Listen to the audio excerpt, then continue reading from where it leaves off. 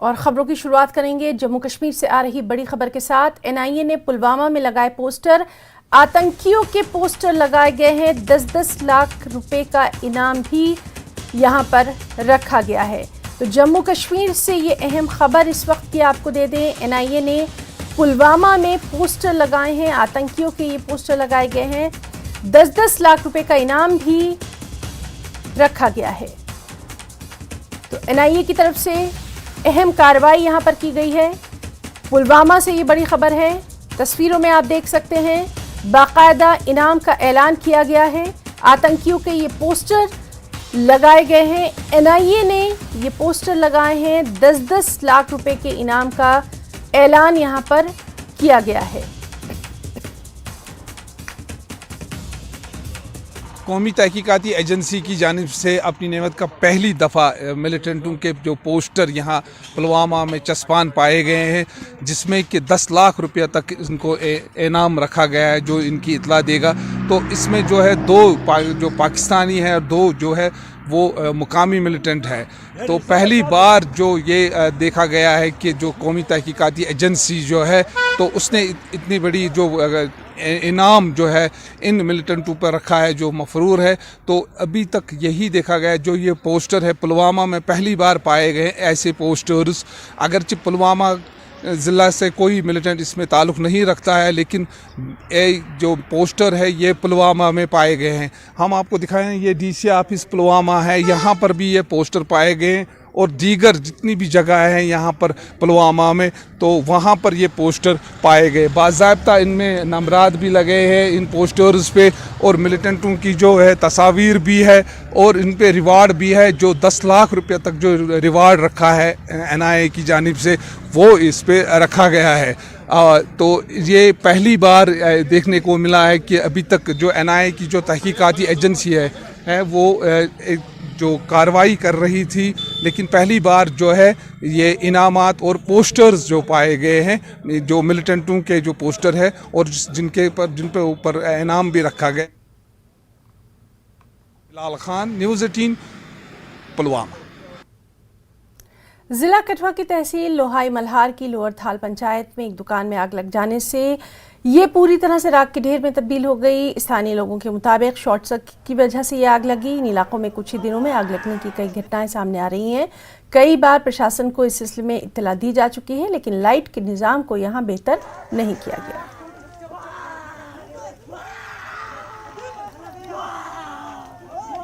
बहुत ही अफसोस की बात है, पिछले 2 हफ्तों के अंदर तहसील बनी और तहसील लोहाई मल्हार के में जो आग लगने के वाक़े सामने आए, उससे सारी पब्लिक के अंदर एक गमज़दा परेशानी का माहौल शुरू हो गया है। कोई पता नहीं किसके घर को कब आग लग जाए और सब लोग इससे परेशान हैं। और मैं डिस्ट्रिक्ट एडमिनिस्ट्रेशन से गुजारिश करना चाहता हूं, हमें सड़कों पे उतरने के लिए मजबूर मत कीजिए। और इस आग लगने की वजह पीडीडी डिपार्टमेंट है। लोहाई मल्हार के अंदर दिलीप पंचायत लोअर थल में दिलीप साहब की दुकान जल के राख हो गई, जिसमें उसका लाखों का सामान भी बर्बाद हो गया।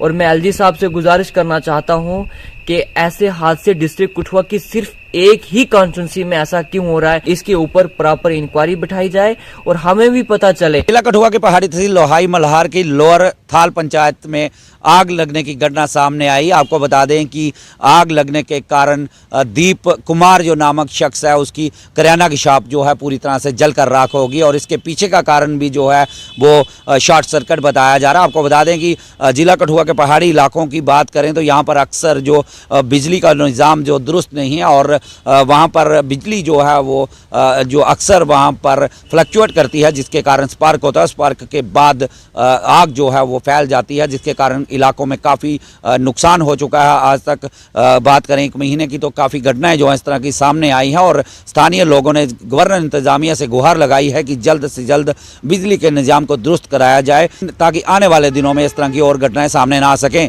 न्यूज़ 18 जम्मू कश्मीर के लिए कठुआ से चरणजीत सिंह। और जिस तरह के हमने आपको बताया कि शिक्षकों की लंबित मांगों के प्रति सरकार के रवैये से नाराज जम्मू कश्मीर टीचर्स फोरम के सदस्यों ने कठुआ में अपनी मांगों को लेकर मोमबत्तियां जलाई हैं। इस दौरान उन्होंने कहा कि सरकार का टीचर्स के प्रति रवैया बर्दाश्त नहीं किया जाएगा। सरकार हमारी मांगों को गंभीरता से ले। सरकार के साथ बड़े दिनों से मुतालबा चल रहा था कि हमारे पिछले 9 साल से टीचर से मास्टर एक प्रमोशन होती है जो नहीं हो पाई। तो लगभग ये 9 से 10 साल हो गए हैं और हमने सरकार के साथ बहुत बार हमारी बातचीत हुई। हमारे जो स्टेट के चेयरमैन हैं श्री गणेश खजूरिया जी, और हमने सेक्रेटरी साहब से भी और डायरेक्टर स्कूल एजुकेशन से भी उनकी बात हुई है और उन्होंने कहा था कि दशहरे से पहले हम आपकी जो जेन्युइन डिमांड्स हैं उनको पूरा कर देंगे। लेकिन बदकिस्मती से आज तक लगभग 2-2.5 महीने बाद भी हमारी जो प्रमोशन का जो मसला था वो अब तक हल नहीं हुआ। सिक्योरिटी फोर्सेस जो हैं वो वहाँ पर सुरक्षित नहीं है, तो एक आम आदमी कैसे सुरक्षित हो सकता है। और उनकी जो पे एंड पर्क्स हैं उनको दिए जाने चाहिए, उनसे ड्यूटी आप यहाँ लीजिए, लेकिन ऐसे उनको धकेलिए मत। ये सरकार के मुलाजिम हैं, तो सरकार का काम बनता है कि उनका जो लुक आफ्टर है वो सरकार को ही करना है। कि हमारी एक बड़ी, मैं तो इसको डिमांड नहीं कहूँगा, वो हमारा हक है। कम से कम आप सरकार से एक बात पूछिए, प्रशासन से, कि कोई ऐसा और डिपार्टमेंट हमें बता दीजिए जहां 9 साल से डीपीसी नहीं हुई है। हमारे डीपीसी जो है टीचर टू मास्टर लास्ट फरवरी 2014 में हुई थी, अब फरवरी 2023 आने वाला है, लेकिन आज तक कोई डीपीसी नहीं हुई है। क्योंकि हमें जो एक अंधेरा दिखाई दे रहा है शिक्षा विभाग में, क्योंकि अंधेरे में कोई काम नहीं होता है, इसलिए हमने जो रोशनी करने की कोशिश की है ताकि जो हमारे ऑफिसर्स बैठे हुए हैं उनको रोशनी में वो जो हमारी फाइलें हैं डीपीसी की वो साइन कर सकें कम से कम। कुपवाड़ा उपजिला अस्पताल जो लाखों लोगों के इलाज का एक ही सहारा है, इस अस्पताल पर करना से लेकर लकीरगांव के लोग निर्भर रहते हैं। खासकर सर्दियों में कुपवाड़ा अस्पताल लोगों की एकमात्र उम्मीद है। इस अस्पताल में सभी विभाग के लिए अलग अलग डॉक्टर होना चाहिए, लेकिन आज भी डॉक्टरों के कई पद खाली हैं। इस बीच सरकार ने हाल ही में एक फैसले में बारी बारी से 3 स्त्री रोग विशेषज्ञों को कुपवाड़ा भेजने का फैसला किया। सरकार के इस फैसले को लेकर लोगों में नाराजगी है। लोग सरकार के इस फैसले पर फिर से विचार करने की मांग कर रहे हैं ताकि सर्दी के दिनों में लोगों को परेशानियों का सामना न करना पड़े।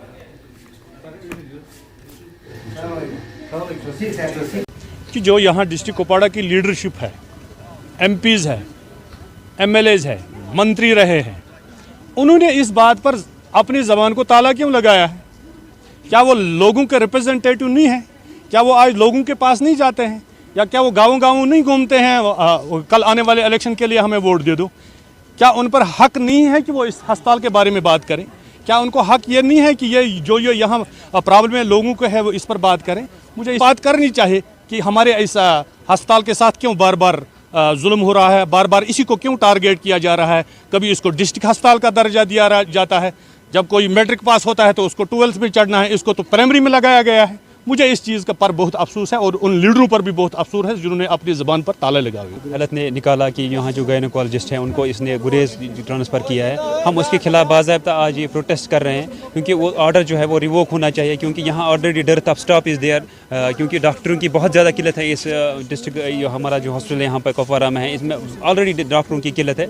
तो हमारी आपकी इस चैनल के माध्यम से LG एडमिनिस्ट्रेशन से, डिस्ट्रिक्ट एडमिनिस्ट्रेशन से गुजारिश रहेगी कि ये ऑर्डर जो निकाला है ये ऑर्डर रिवोक होना चाहिए ताकि हमारी आवाम को मज़ीद मुश्किलात का सामना नहीं करना पड़े।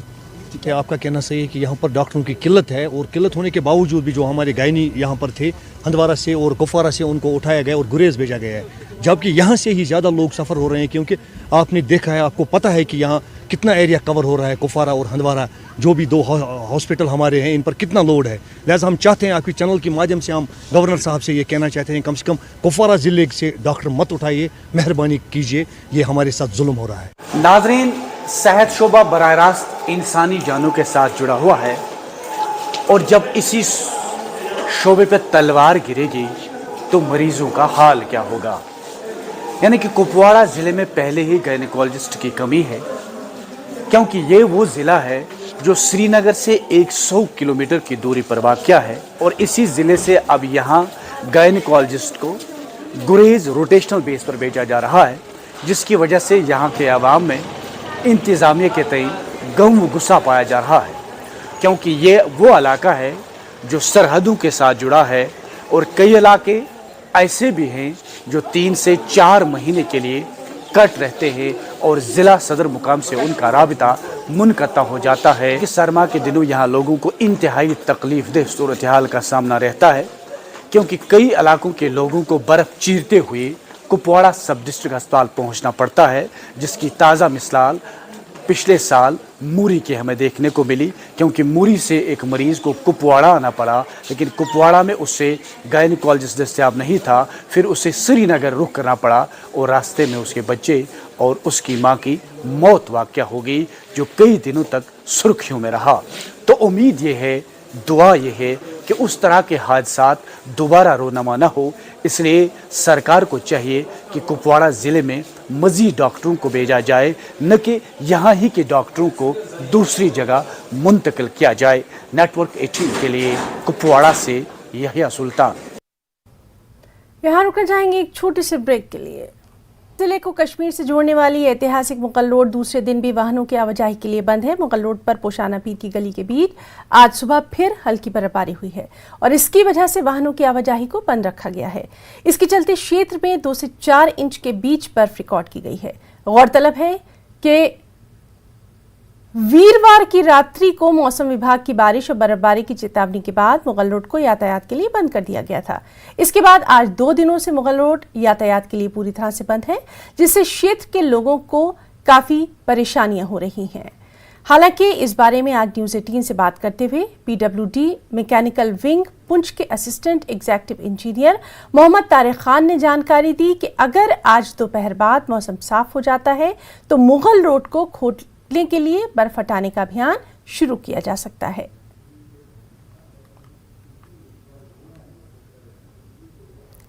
कश्मीर में कड़ाके की ठंड पड़ रही है, उस पर हो रही बर्फबारी से लोगों की मुश्किलों में इजाफा हो गया है। गुरेज, गुलमर्ग और कुपवाड़ा के ऊपरी इलाकों में बर्फबारी हो रही है, जबकि मैदानी इलाकों में हल्की बारिश हो रही है। प्रशासन ने बानीपुरा, गुरेज को यातायात के लिए बंद कर दिया है। उधर कुपवाड़ा जिले के करना, केरन और मिछल में ताज़ा बर्फबारी हुई है। बर्फबारी की वजह से अहम सड़कें बंद हैं।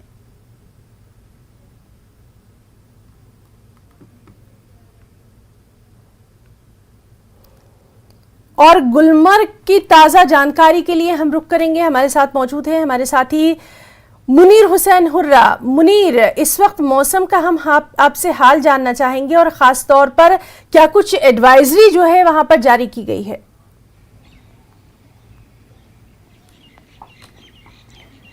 देखिए ना, जिस तरह गुलमर्ग में जिस तरह महकमे मौसमियात ने पहले ही पेशन गोई की थी कि 9 और 10 तारीख को बर्फबारी होगी और बारिशें भी होगी, और आज वो पेशन गोई के ऐन मुताबिक जो गुलमर्ग में है, गुलमर्ग में कल भी हल्की बर्फबारी हुई थी और आज भी वहाँ पे बर्फबारी हो रही है और करीबन 2 इंच के करीब जो बर्फ है वहाँ पे जमा हुई है।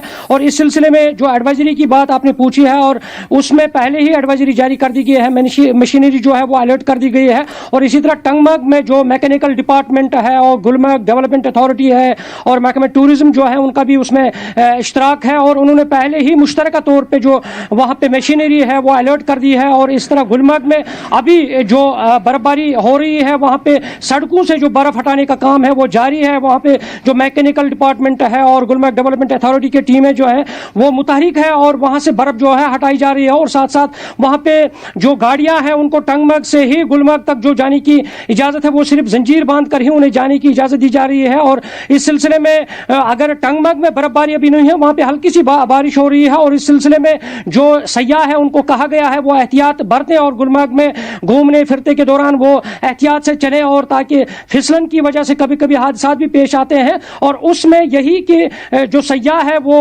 काफ़ी खुश नज़र आ रहे हैं। एक पहलू के तौर पर जब हम देखते हैं तो सयाह जो है वो एक नया तजुर्बा लेकर जब बर्फबारी देखते हैं वो लेकर यहाँ से चले जाते हैं। और सयाह जो इस वक्त गुलमर्ग में पहुंचे हैं मुख्तलिफ रियासतों से और दुनिया भर के सयाह जो आते हैं, और वो वहाँ सिर्फ जो बर्फबारी है वो देखने के लिए आते हैं ना। और मुनीर, जिस तरह से लगातार हम देखते रहे हैं कि बर्फबारी के बाद खास तौर पर वहाँ रास्तों को लेकर काफ़ी दिक्कतों का सामना करना पड़ता है, इस तरह की कोई सूरत हाल वहाँ पर नजर आ रही है?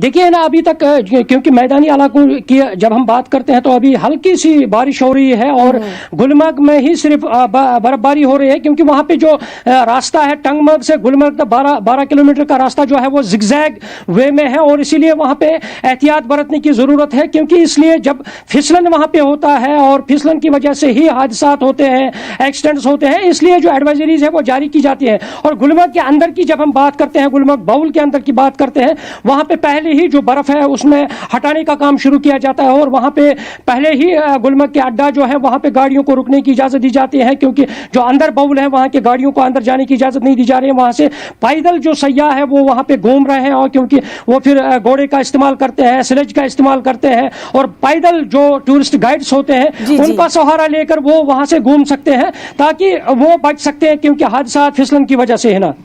बहुत बहुत शुक्रिया मुनीर आपका तमाम तर तफसीलात हमारे नाज़रीन तक पहुंचाने के लिए। कश्मीर में ठंड से कुछ राहत मिली है, क्योंकि बीती 2 रातों से रिकॉर्ड किया गया न्यूनतम तापमान फ्रीजिंग पॉइंट से ऊपर बना हुआ है। मैदानी इलाकों की अगर बात करें तो मैदानी इलाकों में हल्की बारिश और पहाड़ों में हल्की बर्फबारी का अनुमान है। कश्मीर में अब दर्जा हरारत में बेहतरी आ गई है। कम से कम दर्जा हरारत अब फ्रीजिंग पॉइंट से 1 डिग्री ऊपर चल रहा है। 2 दिन कबल तक जो दर्जा हरारत नुक्ता उन्जुमात यानी फ्रीजिंग पॉइंट से 2 डिग्री नीचे चला गया था, वो अब नुक्ता उन्जुमात यानी फ्रीजिंग पॉइंट से 1 डिग्री ऊपर चला गया है, जो दर्जा हरारत में बेहतरी और उसके साथ साथ फिलहाल बारिश या बर्फबारी का इम्कान नहीं। आज जो कहा जा रहा है कुछ इलाकों में हल्की बारिश हो सकती है और दूर पहाड़ों पे कुछ पहाड़ियों पे बर्फबारी हल्की हो सकती है। चिले कलान में अभी 10 दिन बाकी हैं और फिलहाल चिले कलान से पहले कोई भारी बर्फबारी की कोई पेश गोई नहीं है। यहाँ पे हमारे साथ कुछ लोग हैं डल झील के किनारे, इनसे पूछते हैं कि किस तरह दर्जा हरारत में बेहतरी आई है, जो कम से कम दर्जा हरारत है। आप अपना नाम बताएं। रियान। मुझे बताइए क्या हाल है, अभी मौसम का क्या हाल है, सर्दी किस कदर है? परसों से सर्दी जो है बहुत ज्यादा थी, अब 1-2 दिन हो गए जिसमें सर्दी बहुत कम हो गई है, फ्रीजिंग पॉइंट से नीचे आ गया है, अभी ऊपर चला गया है, लेकिन अभी सर्दी बहुत कम है, बहुत फर्क आ गया 2 दिन से, पिछले 2 दिन से। कल मुझे एक चीज बताइए, अक्सर लोग ये कहते हैं कि जब यहाँ पे आग जलाई है गर्मी के लिए जिसकी वजह से परेशानियां हो रही है, बात जारी रखेंगे। एक चीज जानना चाहेंगे कि अक्सर लोग ये कहते हैं कि जब बर्फबारी हो जाती है तब मौसम में बेहतरी आती है, दर्जा हरारत बढ़ जाता है और जो बीमारियां काफी होती हैं वो भी कम हो जाती है। आप क्या कहते हैं? नहीं, ये बात बिल्कुल सही है, क्योंकि जो खुश्की होती है ना, जो सर्दी में आ जाती है, उसमें क्या हो जाता है, फिर बर्फ और बारिश नहीं गिरती है, उसकी वजह से बंदे बीमार पड़ जाते हैं, कोल्डनेस आ जाती है, क्योंकि बारिश और बर्फ पड़ती नहीं है। तो ये अच्छा हो गया, पिछले 2 दिन से जो है सर्दी कम हो गई है। इनकाम भी है, क्योंकि प्रेडिक्शन दिया हुआ है, आज 60-70% स्नोफॉल की प्रेडिक्शन है हिली एरियाज में, उससे भी सर्दी कम हो जाएगी और जो है बीमारी जो है वो बहुत ज्यादा कम हो जाएगी उससे। फिलहाल हल्की बर्फबारी का इम्कान, वो भी दूर पहाड़ी इलाकों में। यहाँ ये लोगों को उम्मीद है कि चिले कलान तक तो कम से कम बर्फबारी हो। बर्फबारी कश्मीर के लिए काफ़ी अहम है, क्योंकि बर्फबारी के चलते ही यहाँ पे जो पहाड़ों पे बर्फ जम जाती है, खासकर चिले कलान की बर्फबारी, और वही जो यखबस्ता बर्फ होती है वही साल भर यहाँ पे रवानी पैदा कर देता है दरियाओं में, और वही एक अहम सोर्स है, अहम जरिया है पन बिजली का, यानी हाइड्रो इलेक्ट्रिसिटी का, और साथ में जो यहाँ पे आपको झील झरने और वादियाँ शादाब रहती है वो इसी पानी की बदौलत रहती है। तो जाहिर सी बात है बर्फ बहुत ज़रूरी है, और अब चिले कलान तक ही देखते हैं कि बर्फबारी यहाँ पे होती है या नहीं। फिलहाल आज इम्कान यही, पेश गोई यही कि हल्की बर्फबारी दूर दराज इलाकों में, कुछ इलाकों में हो सकती है, बाकी आमतौर पे हल्की बारिश मैदानी इलाकों में हो सकती है। जहांगीर अजीज के साथ शब्बीर अहमद, न्यूज़ 18 श्रीनगर। खबर हिमाचल से है, जहां शिमला में हुई कांग्रेस की बैठक के बाद कांग्रेस नेता मुकेश अग्निहोत्री ने खास बातचीत में कहा कि बैठक में प्रस्ताव पारित कर नेता चुनने का काम आला कमान पर छोड़ दिया गया है। मुकेश अग्निहोत्री ने कहा कि हाईकमान का फैसला उनके लिए मान्य होगा। आप देखिए खास बातचीत। इजाजत दें, नमस्कार। कांग्रेस के कद्दावर नेता मुकेश अग्निहोत्री हमारे साथ हैं। सर, जब आप विपक्ष में थे तो तब आप विधायक दल के नेता थे, तो अब हम क्या समझे कि अब कांग्रेस विधायक दल के नेता से हम बात कर रहे हैं? देखिए, अभी तक तो नई असेंबली और नए नेता का चयन नहीं हुआ है और इसलिए विधायक दल के नेता के तौर पे हम काम कर रहे हैं। आज उसी हैसियत से हमने आज प्रस्ताव रखा था नए विधायक दल के समक्ष कि हमें नेता चुनने का अधिकार हाईकमान पे छोड़ देना चाहिए और उसको सभी ने एक ध्वनि मत से स्वीकार कर लिया, हाथ खड़े करके सबने मान्यता दे दी। क्योंकि हम कोई क्षेत्रीय दल नहीं है, हम राष्ट्रीय पार्टी हैं। पार्टी ने हमें टिकट दिए हैं, हमें पार्टी के अनुशासन में बंधे रहना है और ये देवभूमि है। देवभूमि में जो भारतीय जनता पार्टी ख्वाब पाले हुए थे कि हम जो है चाहे मैंडेट कांग्रेस का आ जाए लेकिन हम तोड़फोड़ से सरकार बना लेंगे, और मुख्यमंत्री लगातार ये भाषणों में बोल रहे थे, उनके लिए ये सबक है कि हिमाचल प्रदेश में सरकार बनेगी, हिमाचल प्रदेश में चलेगी, कोई परिंदा भी उस सरकार पे चोंच नहीं मार सकेगा। तो इसलिए आज नई सरकार बनाने का रास्ता प्रशस्त हुआ है और अगले 24, 48, 72 घंटे के अंदर जैसे ही नेता की घोषणा होगी नई सरकार की फॉर्मेशन हो जाएगी। सर, इस बात में कोई दो राय नहीं है कि प्रबल दावेदार आप हैं, मैं उस पर नहीं आऊँगा। ज़रा मुझे बता दीजिए, हमने सुना कि एक एक करके राय ली गई, तो आपने अपना नाम लिया या किसी और का? नहीं, देखिए, यहाँ पे एक प्रस्ताव पारित किया गया और उसके बाद पर्यवेक्षक ने कहा था कि जो मिलना चाहता मिल ले, सबकी राय का कोई सवाल नहीं है। और मेरी राय तो इसलिए भी मायने नहीं रखती क्योंकि मैं हाईकमान के सौजन्य से 5 साल विधायक दल का नेता रहा, तो जो मेरे लिए तो हाईकमान सर्वोपरि है। जो भी फैसला हाईकमान करेगी वो हमारे के लिए मान्य है और हमारी पार्टी को पावर में लाने में प्रियंका गांधी जी का बहुत बड़ी भूमिका रही।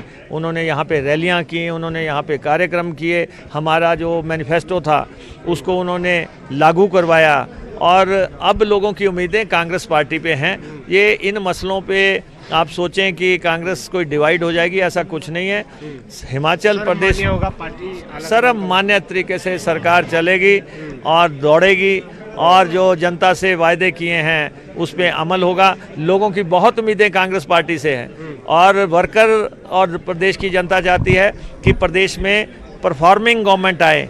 नॉन परफॉर्मिंग गवर्नमेंट को बाहर किया गया है, जिन्होंने समय की आपराधिक बर्बादी की उनको बाहर किया गया है। सर, आपको लंबा अनुभव है सरकार के भीतर काम करने का, आपको लगता है कि बड़ी चुनौती आपके सामने है, चाहे आर्थिक दृष्टि से देखें चाहे और दृष्टि से हम देखें? नहीं, देखिए, जो जयराम जी के पास सरकार गई, इन्होंने प्रदेश के आय के संसाधन बढ़ाने के लिए कुछ नहीं किया, इन्होंने फजूल खर्ची रोकने के लिए कुछ नहीं किया, इन्होंने पड़ोसी राज्यों से अपने जो इनकम होनी है उसके लिए कुछ नहीं किया, इन्होंने केंद्र से अपने हक नहीं मांगे। ये हेलीकॉप्टर उड़ाते रहे, ऊपर हेलीकॉप्टर उड़ते रहे, नीचे नाटियाँ होती रही, बस इसी में 5 साल इवेंट्स में समय निकल गया और प्रदेश का विकास ठप रहा। ना कोई रेल लाइन बनी, ना कोई हवाई पट्टी बनी, ना कोई सड़कें बनी। जो कहा था 65,000 करोड़ के नेशनल हाईवे बनाएंगे, 69 नेशनल हाईवे बनेंगे। तो इसलिए जनता चाहती है कि काम करने वाली सरकार आए, तो इसलिए अब सरकार आएगी जो प्रदेश के लोगों की उम्मीदों पे काम करेगी। आखिरी सवाल, जो 2 गाने आप गाते रहे पूरे चुनाव प्रचार में, वो तो ठीक लग रहे हैं अब? नहीं, देखिए, हमने तो पहले ही कह दिया था, बाबुल की दुआएं लेते जा तुझे सुखी संसार मिले। और जयराम जी चले गए हैं और मुझे तो वो बार बार कहते थे कि इन्हें प्रतिपक्ष के नेता से हटा दिया जाएगा और बार बार कहते थे कि इनको विधानसभा में पहुंचने नहीं दिया जाएगा। लेकिन हम कोई भी ऐसी बात नहीं करना चाहते। भारतीय जनता पार्टी उनको जहां रखना चाहे वहां पे रखे, लेकिन हिमाचल प्रदेश में नई सरकार नई सज धज के साथ अगले कुछ दिनों में स्थापित हो रही है। शुभकामनाएं। तो मुकेश अग्निहोत्री ने काफ़ी कुछ बातें जो है यहाँ पर कही है और लेकिन अंत में इसी लाइन पर आ रहे हैं मुख्यमंत्री पद के प्रबल दावेदार। तो यही है, लाइन हट फिर कर वही आ रही है कि जो पार्टी का आला कमान तय करेगा, वो फैसला मंजूर होगा, वो चाहे मुख्यमंत्री किसी को भी बनाए। शिमला से मेरे कैमरा सहयोगी दीपक राणा के साथ रणबीर सिंह, न्यूज़ 18 हिमाचल।